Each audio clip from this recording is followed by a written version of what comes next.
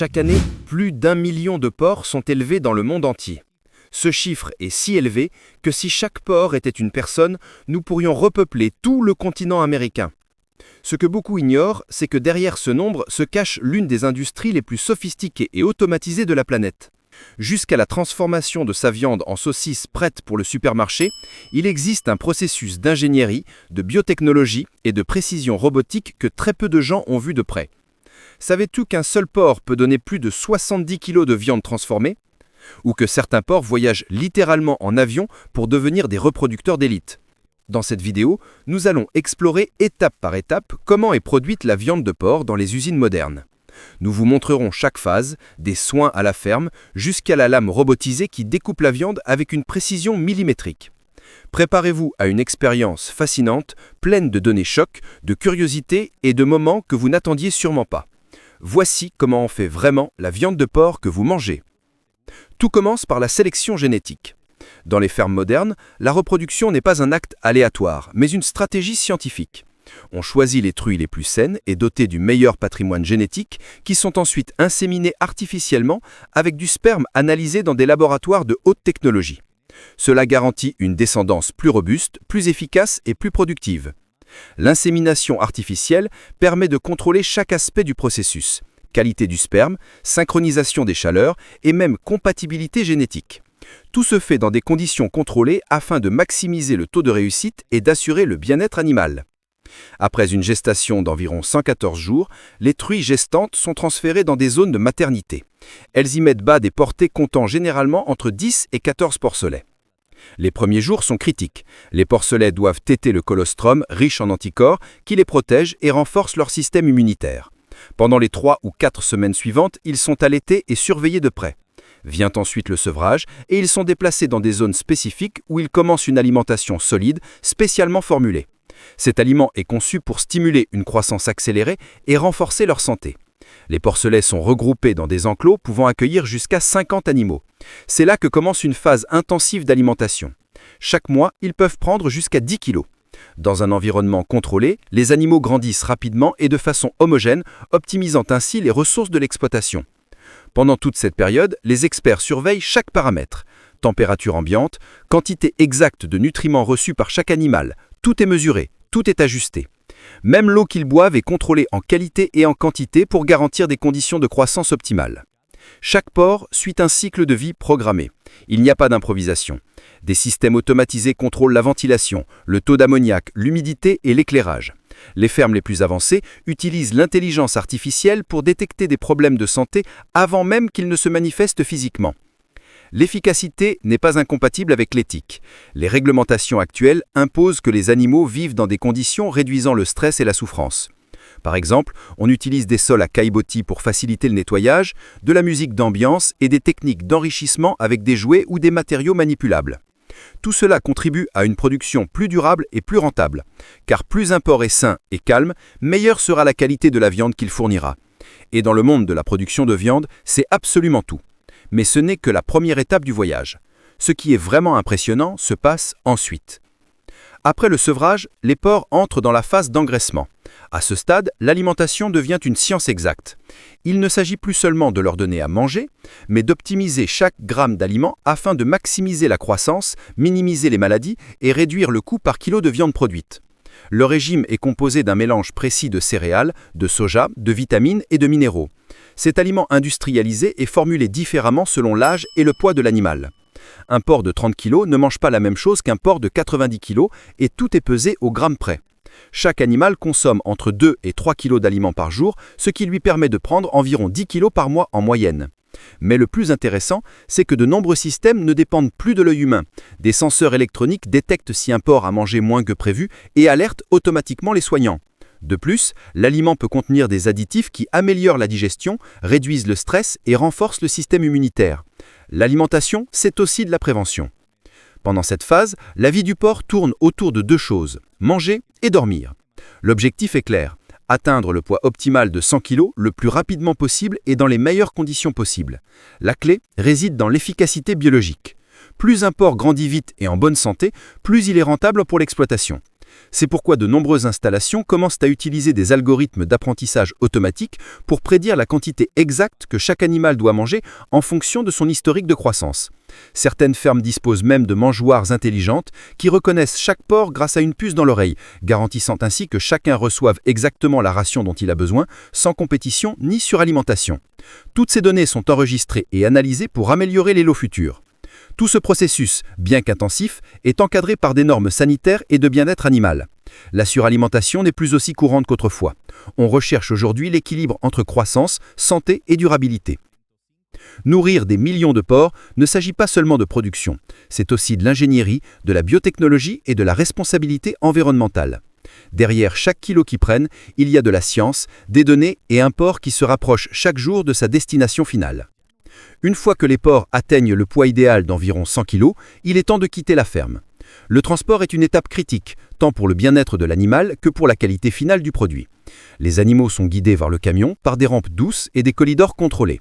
On met de la paille au sol pour éviter les glissements et on réduit le stress au maximum. Pendant le trajet, la ventilation et la température du camion sont strictement contrôlées. De nombreux véhicules modernes sont équipés de senseurs permettant de suivre les conditions en temps réel. À l'arrivée à l'abattoir, les porcs se reposent dans une zone spéciale avant d'être traités. Cette pause est essentielle car elle réduit le stress et améliore la qualité du produit final. Même le transport est soumis à des réglementations très strictes qui fixent la durée maximale du voyage et les conditions minimales exigées pour les animaux. Jusqu'au dernier kilomètre, tout compte dans l'industrie de la viande. Une fois à l'abattoir, les porcs entrent dans une zone contrôlée dont l'objectif principal est de minimiser leur souffrance tout en garantissant la qualité du produit. Tout commence par une courte période de repos pour que les animaux se calment après le transport.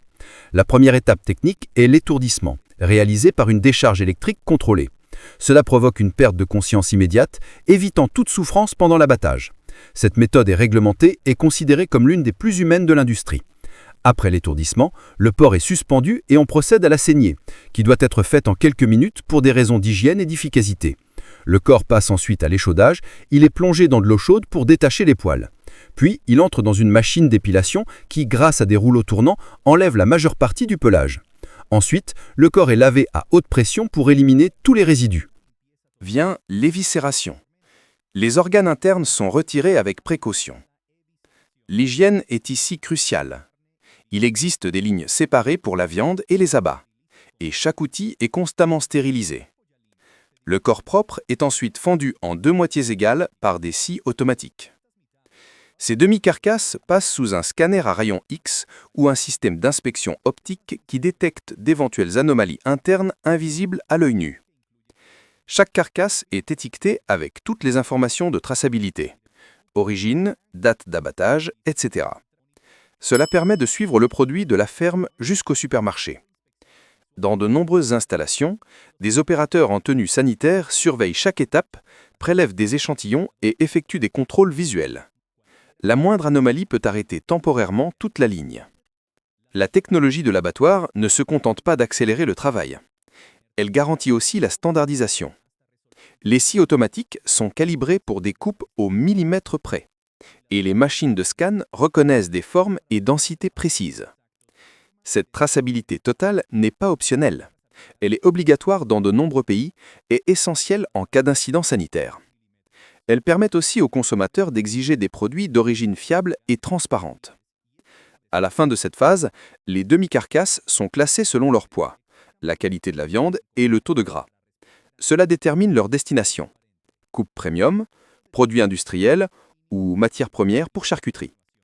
Une fois classées, les demi-carcasses entrent dans l'usine de transformation où l'automatisation et la précision règnent en maître. C'est là que commence le désossage et le découpage. Chaque partie du porc a une destination précise. Les demi-carcasses sont posées sur des convoyeurs qui les amènent vers des stations robotisées. Des bras mécaniques munis de lames ultra affûtées séparent le filet, les côtes, l'épaule, etc. Tout est chronométré à la seconde et mesuré au millimètre. Chaque morceau passe devant des capteurs qui évaluent sa qualité visuelle et structurelle. Les pièces non conformes sont automatiquement écartées. Vient ensuite le désossage. La vision artificielle détecte la position exacte des os restants et les robots les retirent sans abîmer la viande. Les morceaux conformes sont rapidement refroidis en chambre froide. puis passent à la zone de conditionnement, où des bras robotiques les placent dans des barquettes, les mettent sous vide et étiquettent avec toute la traçabilité. Le reste de la viande est destiné à des produits industriels, à la charcuterie, aux plats préparés ou à d'autres industries. Même les os et la graisse sont valorisés. Rien ne se perd. Le traitement industriel de la viande de porc est une combinaison parfaite d'utilisation totale, de technologie et de vitesse. Des milliers de kilos de viande peuvent ainsi être prêts à la distribution en quelques heures. Les saucisses, ce produit si quotidien et populaire, ont un processus de fabrication bien plus complexe qu'il n'y paraît. Tout commence avec de la viande sélectionnée, des morceaux maigres et des graisses équilibrées qui ne sont pas assez nobles pour les coupes premium, mais parfaits pour une charcuterie de qualité. Cette viande est versée dans des grandes trémies où elle est mélangée et broyée jusqu'à obtenir une pâte homogène. On y ajoute alors les ingrédients clés: eau, glace, sel, épices, ail, sucre et additifs naturels qui aident à la conservation et rehaussent le goût. La pâte passe ensuite dans un émulsionneur industriel qui la raffine pour lui donner une texture lisse et élastique. La température est strictement contrôlée pour éviter que la friction ne cuise la viande prématurément. Quand la masse est prête, elle est transférée dans une machine à embosser automatique. Travers des bouses calibrées, la pâte remplit des boyaux naturels ou synthétiques. Les deux sont comestibles. Dans certaines usines plus traditionnelles, cette étape est encore réalisée à la main. Les saucisses formées sont suspendues sur des cadres en acier inoxydable et placées dans des fours industriels où elles cuisent à la vapeur entre 75 et 85 degrés Celsius pendant 30 à 60 minutes selon leur diamètre. Une fois cuites, elles passent dans un système de refroidissement rapide qui arrête la cuisson et fixe la texture. Elles sont ensuite coupées individuellement par une machine automatique qui préserve forme et fermeté. Les saucisses séparées avancent vers la ligne d'emballage. Un bras robotique les groupe par quantité standard dans des sachets plastiques qui sont scellés sous vide, étiquetés automatiquement et stockés en chambre froide en attente de distribution. Pour certaines saucisses gourmets, on ajoute des ingrédients spéciaux: fromage, herbes fraîches ou même petits morceaux de légumes. Cela nécessite une formulation précise et un contrôle qualité encore plus strict pour une répartition homogène. Il existe aussi des processus de fumage où les saucisses sont exposées de façon contrôlée à de la fumée de bois naturelle qui leur donne un goût caractéristique, une meilleure conservation et une couleur plus appétissante. Dans les usines les plus modernes, le fumage se fait dans des chambres fermées à programmation numérique. Quant à l'hygiène, chaque étape est supervisée par du personnel technique. Les machines sont nettoyées plusieurs fois par jour et les opérateurs suivent des protocoles sanitaires très stricts. Toute déviation, température incorrecte, mélange mal dosé, entraîne le rejet de tout le lot. Même l'emballage passe par plusieurs contrôles. Des capteurs détectent les erreurs de scellage, les étiquettes mal posées ou des sachets contenant de l'air, et les produits défectueux sont écartés automatiquement. Le taux d'erreur est ainsi proche de zéro. Petite curiosité. Beaucoup de saucisses que vous achetez aujourd'hui ont été fabriquées il y a à peine 24 heures. La chaîne de production et de distribution est si précise que ce qui est aujourd'hui dans le rayon frais du supermarché était encore en train d'être embossé hier. Ainsi, ce qui paraît être une simple saucisse est en réalité une véritable prouesse d'ingénierie alimentaire alliant vitesse, sécurité et goût. Des fermes ultra-automatisées aux usines bourrées de technologie. Le voyage du porc n'est pas simplement une chaîne de production. C'est une chorégraphie millimétrée où se mêlent génétique, nutrition, ingénierie et sciences alimentaires. Tout cela pour qu'arrive jusqu'à votre table un produit sûr, savoureux et abordable. Ce qui impressionne n'est pas seulement l'échelle, mais la précision avec laquelle tout est orchestré. Chaque coupe, chaque saucisse, chaque barquette de viande représente le travail conjoint de milliers de personnes, de machines intelligentes et de processus réglementés fonctionnant 24 heures sur 24. La prochaine fois que vous mangerez une saucisse, des côtes ou un filet de porc, vous vous souviendrez peut-être que derrière ce goût se cache une histoire mêlant tradition et haute technologie. Si cette vidéo vous a surpris ou que vous avez appris quelque chose de nouveau, mettez un like et partagez-la. Et si vous voulez continuer à découvrir comment sont fabriqués les produits que nous consommons tous les jours, abonnez-vous à la chaîne et activez la cloche.